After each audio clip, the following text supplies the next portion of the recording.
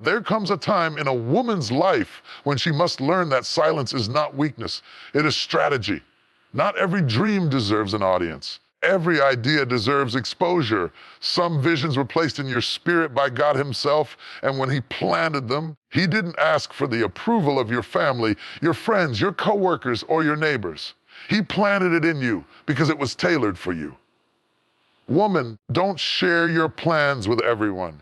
The danger of exposing your vision too soon is that you risk it being suffocated by the doubts of others. There are people who can't see past their own limitations, so when they hear what God told you, they'll measure it against their small thinking and call it impossible.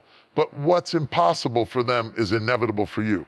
Be careful who you let into the sacred space of your destiny.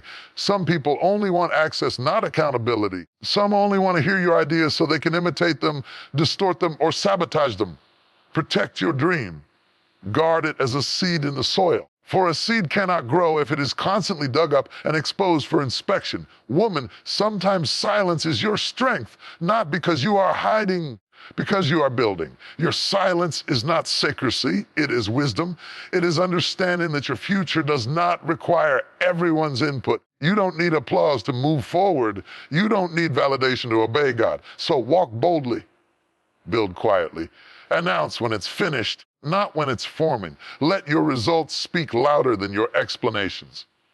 Because when the vision comes to pass, even those who doubted you will have no choice but to witness the glory of what God has done through you. There are moments in life when something is planted deep within you, an idea, a vision, a dream so powerful that it shakes your very spirit. You feel it when you wake up in the middle of the night and your heart starts racing. You sense it when you walk into a room and feel out of place because you know you were created for something more. These dreams are not ordinary thoughts. They are divine whispers, heaven's downloads, God's blueprints placed within you. And because of that, you cannot afford to expose them to just anybody. Every dream deserves exposure. Not every seed deserves to be thrown into the open field for birds and scavengers to devour. Sometimes the greatest mistake a person makes is revealing their vision before it has roots. There are people who will smile at you, but secretly despise the light in your eyes. They may act supportive, but deep down, they cannot stand the possibility of you becoming what they never had the courage to become. And when you expose your dream too early, you invite criticism, doubt, envy, and negativity into a space that was meant to be sacred. Think about a seed in the soil. When it is planted, it goes down deep into darkness. Nobody applauds it. Nobody claps for it. Nobody posts about it on social media. It just sits in silence, covered and hidden. The miracle of transformation begins. The seed breaks open in secret before it ever emerges in public. That is how God designed growth. That is how He designed your dreams to unfold. If you pull the seed out of the soil too early, you kill it. In the same way, if you expose your dream before its roots are strong, you risk suffocating it under the weight of other people's opinions. Not everyone who hears your dream will celebrate it. Some will laugh at it, some will question it, and some will even attempt to steal it. You cannot expect people who have settled for mediocrity to understand your hunger for greatness. You cannot expect those who have stopped dreaming to comprehend the fire that burns inside of you. That is why wisdom requires you to discern who deserves access to the vision God placed in your spirit. There are people who will hear your dream and try to reshape it according to their own fears. They will tell you it is impossible because they failed when they tried something similar. They will remind you of your past, your mistakes, and your weaknesses as if those things disqualify you from pursuing what God has ordained. But hear me, other people's failures are not your future. Their disbelief is not your destiny. Their limitations cannot confine your calling. Not every dream deserves exposure. Because some dreams need time to develop in private, privacy is protection. The cocoon may look confining, but it is where the caterpillar becomes the butterfly. The womb may look hidden, but it is where life is formed. The wilderness may look lonely, but it is where strength is built. Do not despise the hidden seasons, because that is where God is shaping you and shaping your dream. Too many people abort their destiny because they seek validation before the appointed time. They tell everybody their plans, and when criticism comes, they shrink back in fear. They let the opinions of people outweigh the voice of God. But the truth is, dream inside of you was never meant to be understood by everyone. It was meant to be carried by you. That is why you felt it. That is why you cried about it. That is why you can't shake it off, even when you try. It was entrusted to you because God trusted you to hold it until He brings it to pass. There will come a time when you will announce it, when the dream will be so strong, so undeniable, that you will not be able to hide it anymore. But by then, it will not just be a fragile thought, it will be a reality taking form. By then, the roots will be deep, the foundation will be strong, and no critic, no hater, no thief will be able to uproot it. But until that time, cover it, protect it, keep it in the soil, not because you are afraid, but because you are wise. Look at the life of great leaders, visionaries, and change makers. None of them exposed the fullness of their dream at the beginning. They carried it quietly, nurtured it in silence, and waited until the right moment to release it. Some of the greatest breakthroughs in history were birthed in hidden places, away from the spotlight, away from the noise. Privacy does not diminish the power of the dream, it preserves it. If you have a dream, protect it as if it were your child. Would you hand a newborn baby to a stranger on the street? No. You cradle it, you nurture it, you guard it until it is strong enough to walk on its own. Treat your dream the same way. Cover it, feed it, pray over it. Work on it in silence until it is ready to stand.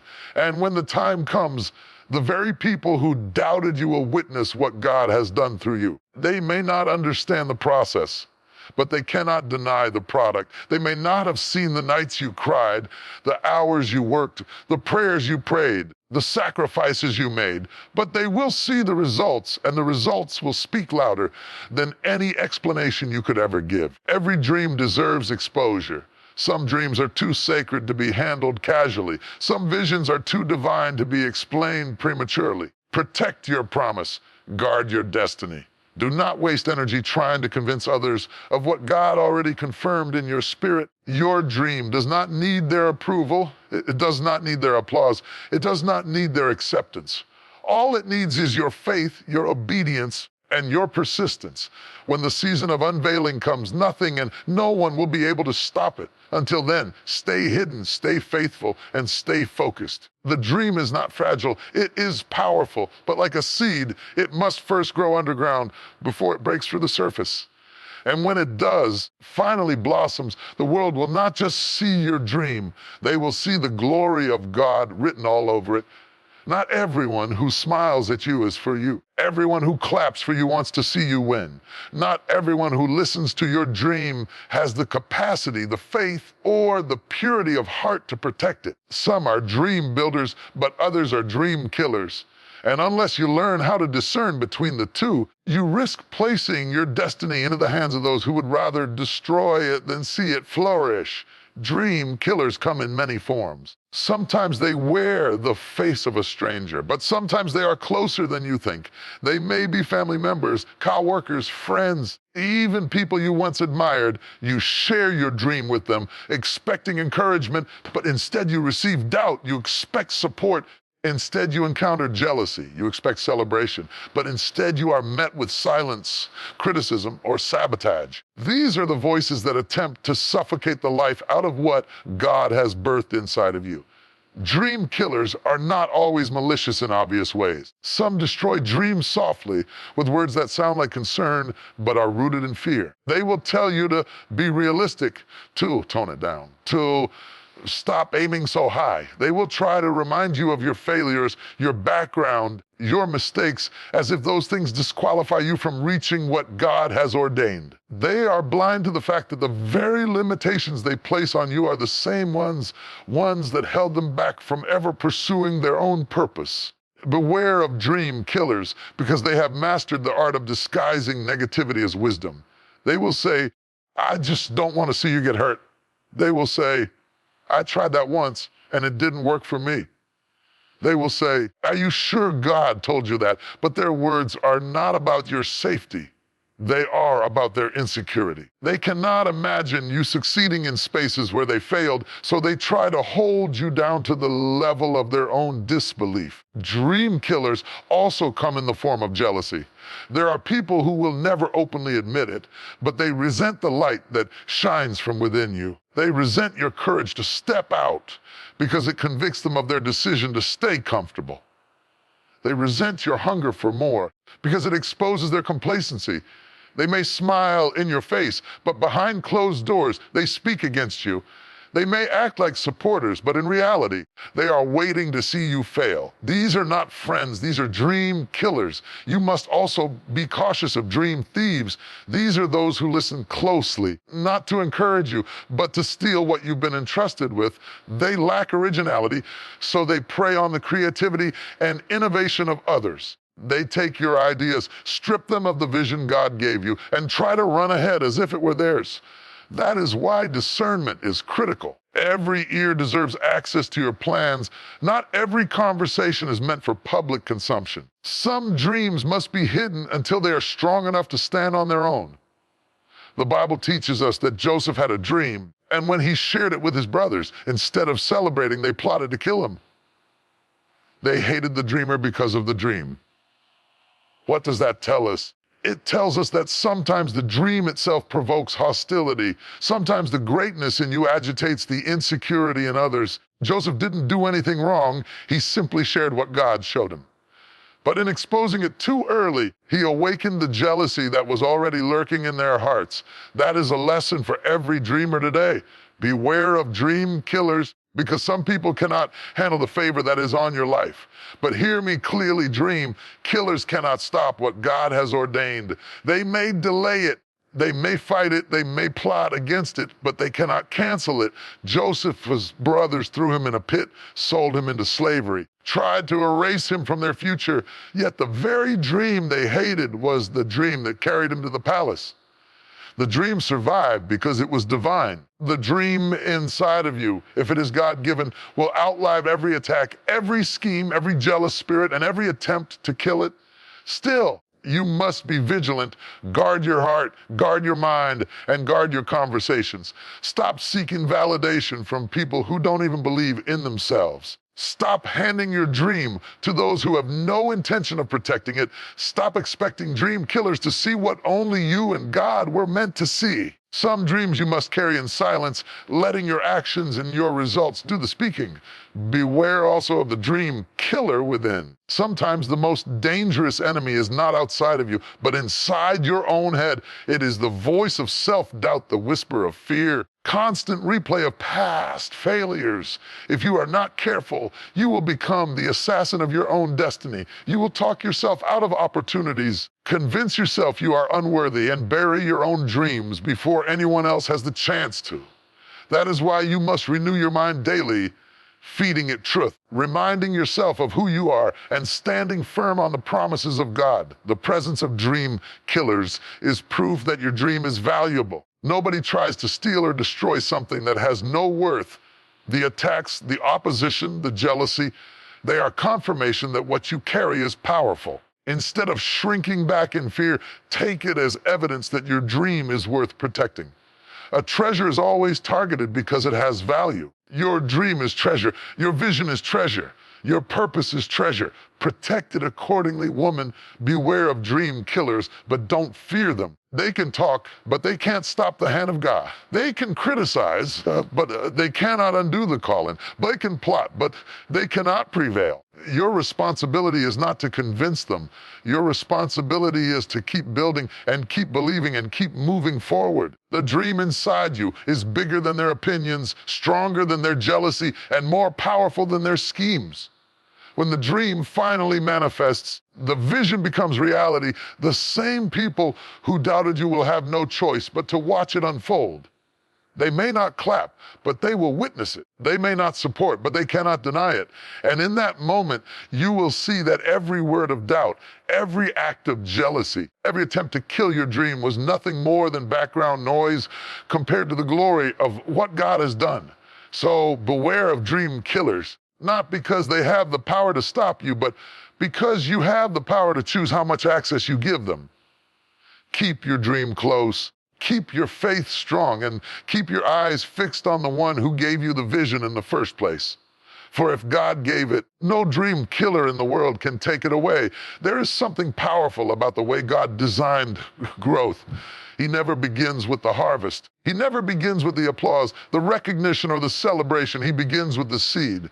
A tiny, fragile-looking seed that carries within it the potential to become something great. But before it ever rises to the surface, before it ever produces fruit, before anyone ever sees its beauty, that seed must first go down into the hidden place. Seeds grow in hidden places. They are buried beneath the soil, covered in darkness, unseen by the eyes of men. When the seed is planted, it doesn't look like much. To the untrained eye, it may even appear lifeless. Within the unseen, something sacred is taking place. The soil, though heavy, is not the enemy. The darkness, though isolating, is not punishment. It is the environment of transformation. The seed is breaking, stretching, pushing, and preparing to become what it was always destined to be. That is how your life works. God plants dreams, visions, and promises inside of you. And instead of pushing you immediately into the spotlight, He buries you. He hides you. He places you in seasons where nobody sees the work being done, where nobody applauds the effort, where nobody recognizes the growth. To others, may look like nothing is happening, but deep within, in that secret and sacred place, God is preparing you. We live in a world obsessed with visibility. Everyone wants to be seen, heard, recognized, and validated. But true growth does not begin in the spotlight. It begins in obscurity. The hidden places are where character is formed. The hidden places are where strength is built. The hidden places are where you learn discipline, patience, and endurance. Without the hidden place, the public harvest cannot survive. A tree does not begin as a towering oak. It begins as a seed in the ground. It spends time pushing roots downward long before it ever stretches upward. If it grows too quickly without those roots, first storm that comes will topple it. In the same way, God allows you to grow downward in hidden seasons so that when He finally elevates you, you will not be destroyed by the weight of the assignment. Seeds grow in hidden places because some growth requires privacy. Breaking that happens in the soil is not meant for public view. Nobody posts about the struggles, the tears, the sleepless nights, or the inner battles. But those moments are just as important as the victories. They are the moments that prepare you for the harvest.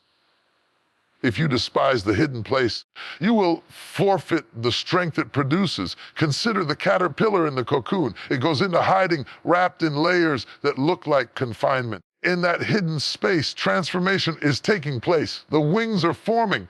The structure is changing.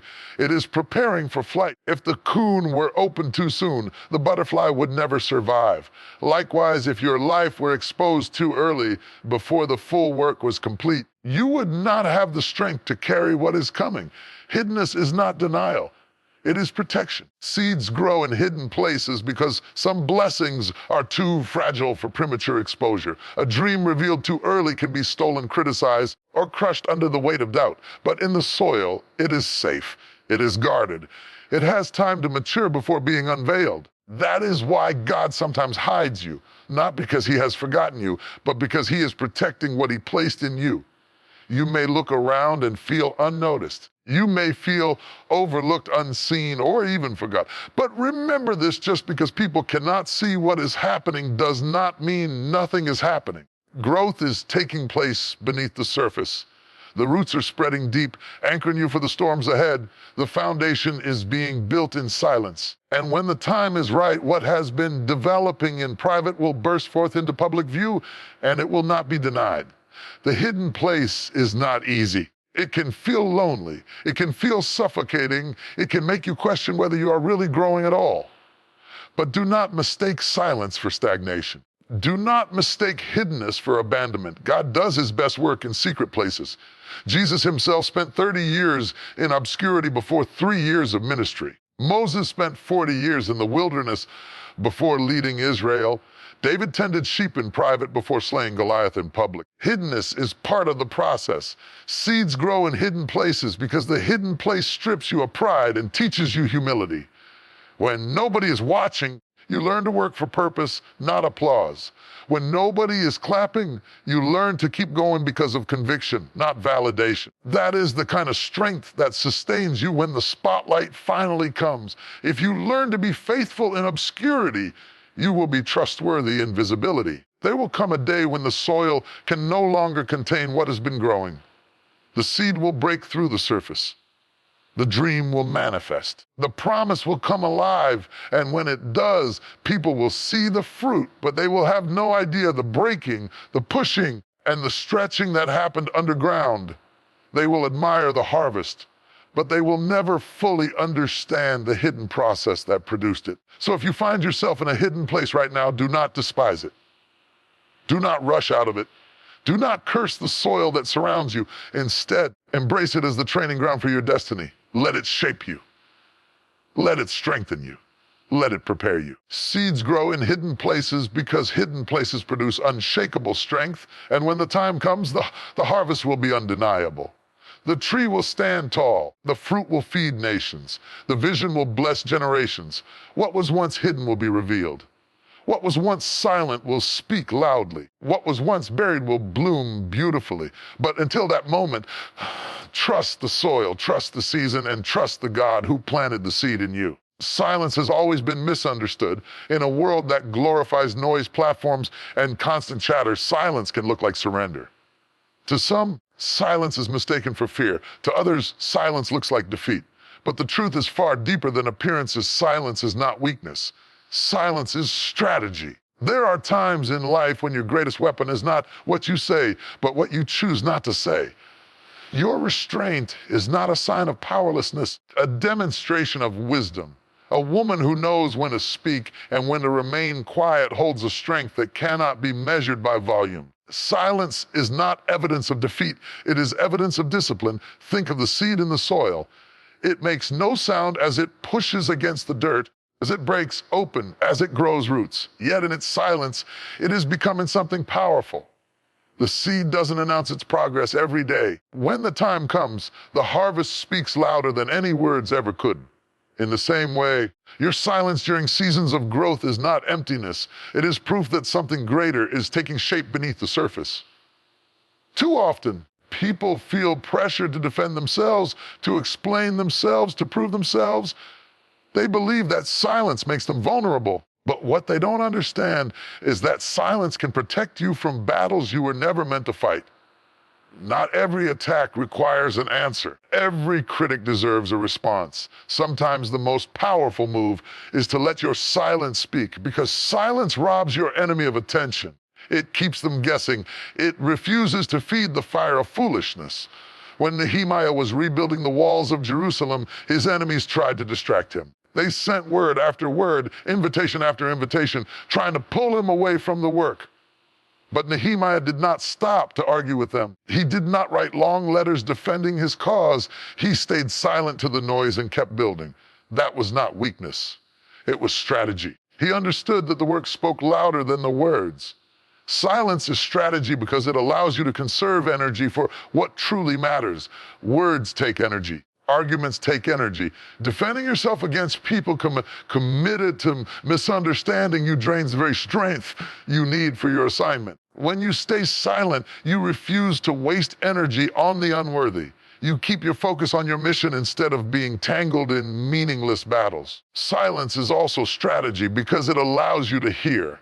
In the noise of constant talking and endless explanations, you can miss the still small voice of God. In the quiet, in the stillness, in the silence, you receive clarity. You receive wisdom. You hear instructions that cannot be heard. When your mind is cluttered with noise, some of the greatest revelations of life come not in the chaos of arguments, but in the silence of prayer. A woman who understands that silence is strategy becomes dangerous to the enemy. He cannot predict her next move. He cannot manipulate her emotions with words. He cannot drag her into endless cycles of drama. Her silence frustrates those who try to provoke her because they realize they cannot control her. She is not swayed by their insults, nor moved by their opinions. She knows that her silence is not a lack of response, it is a deliberate response. Silence is not always permanent. Silence is a purpose. You may be quiet in one season, but when the time comes, your voice will rise with authority. You may be hidden in one season, but when the moment is right, your work will testify for you. Silence is temporary when necessary, but strategic always. Even Jesus practiced the power of silence. When he stood before his accusers, there were moments he chose not to speak, not because he was weak, because he understood the futility of arguing with hearts already hardened against him. His silence was not surrender. It was sovereignty. He knew that destiny does not require debate. Purpose does not require permission. And sometimes greatest display of strength is the refusal to waste words on people who are committed to rejecting the truth. Silence is strategy because it positions you to surprise. When people underestimate you because of your silence, they will be shocked when your results appear. Thought your silence meant defeat, but in reality, your silence meant preparation.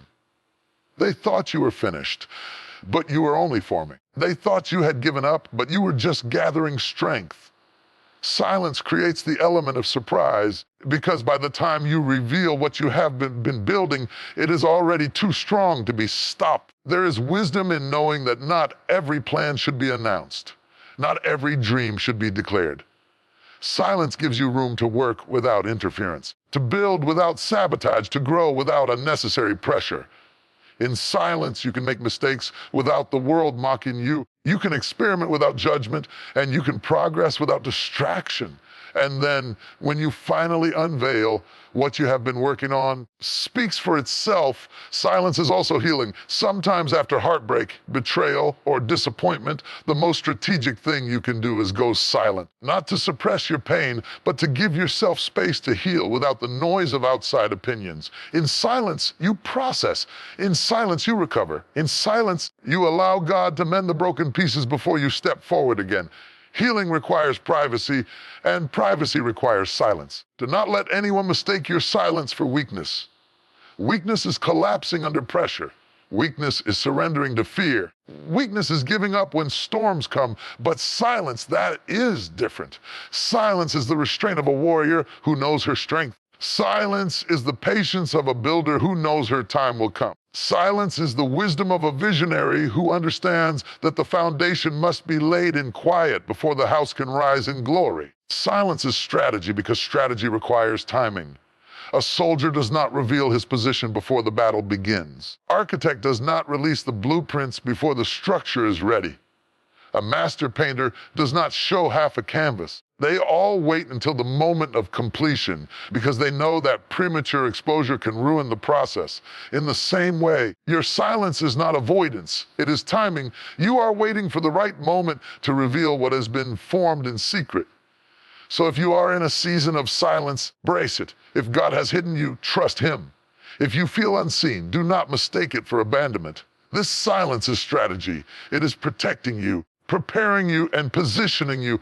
There will come a time when your voice, your work, and your results will echo so loudly that silence will no longer be necessary. But until then, let silence be your shield, your covering, and your wisdom. We live in a world where words come cheap. Everyone has an opinion. Everyone has something to say. Everyone is quick to judge, to criticize, to debate.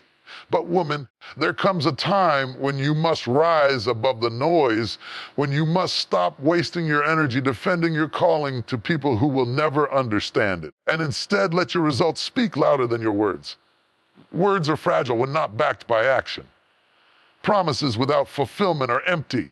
Declarations without demonstration mean nothing. People may doubt your ability. They may question your worth. They may even laugh at your dreams. When you choose to stop explaining and start producing, the very fruit of your labor will silence the voices of opposition. A finished product, a completed mission, a manifested dream speaks with authority in ways that words alone never can. Think of the farmer who plants his seed. He does not argue with the passerby who doubts him. He does not waste time defending why he chose this soil or that crop. He does not stand in the field shouting about the harvest that will come. He goes to work. Day after day, he waters, he tends, he weeds, he labors in silence. When the season changes, when the harvest comes forth, there is nothing left to argue about. The results stand as undeniable proof of the farmer's vision and perseverance.